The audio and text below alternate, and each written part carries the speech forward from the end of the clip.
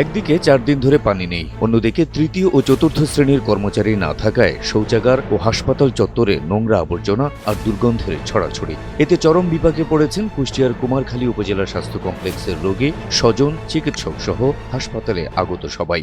উপরেতে নোটা না বাকি সমস্যা, একটু পানি নাই, কিছু নাই, আসি পেশাবখানায় পানি নাই, কি অবস্থা।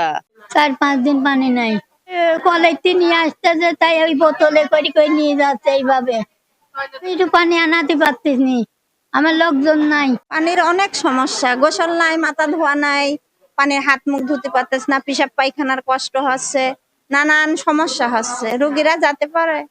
হ্যাঁ, ডাক্তারের কাছে বলা হয়েছে একটু আগে ঝগড়া হইলে তা নিয়ে চেষ্টা বলতেছে, চেষ্টা করতেছে না। 5-6 দিন তো পানি নাই, অনেক কষ্ট হচ্ছে, ওয়াশরুমে যাওয়ার কষ্ট হচ্ছে, গোসলের কষ্ট হচ্ছে। রোগী ও স্বজনদের অভিযোগ, কর্তৃপক্ষের অবহেলায় হাসপাতালে পানি সরবরাহ বন্ধ। নোংরা ও অস্বাস্থ্যকর পরিবেশে রোগী ও স্বজনরা চরম ভোগান্তির শিকার হচ্ছেন। এসব সমস্যার দ্রুত সমাধানের দাবি তাদের। পুরো মানুষের হাঁটতে উপরে উঠতে পারতেন না, লাফতে পারতেন না। সবকিছু সমস্যা, ডাক্তার নাই, নার্স নাই, এই ঘর বার পরিষ্কার করার লোক নাই, বাথরুম অকান্তি, পানি কিছু নাই, কোনো কিছু বিশাল সমস্যা। মাথায় পানি দেওয়া না, কিছু না, গোসল মোসল করার নাই, কিছু নাই, পানির সমস্যা।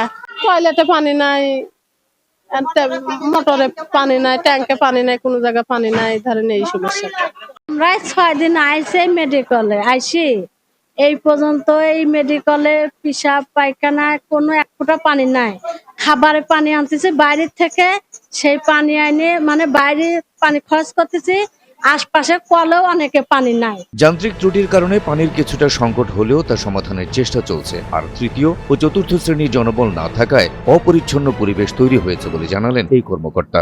পানির জন্য প্রায় 4 দিন, এবং আমরা হলো পাইপ দিয়ে সকাল বিকেল পানি দেওয়ার ব্যবস্থা করেছি, ওইটা চলমান। আর 2টা টিউবওয়েলও ভালো আছে, ওখান থেকে লোকজন পানি টেনে নিছে। আর 2 দিন ধরে ওনারা এইসিডি কে জানানোর পরে কাজ করার পর মেশিনের সমস্যা ছিল, কপিক্যাল ওই মেশিন তুলতে অনেক সময় লেগে গেছে। একবার সেরে নিয়ে আসছেন, ফিট করছে, হয় নাই।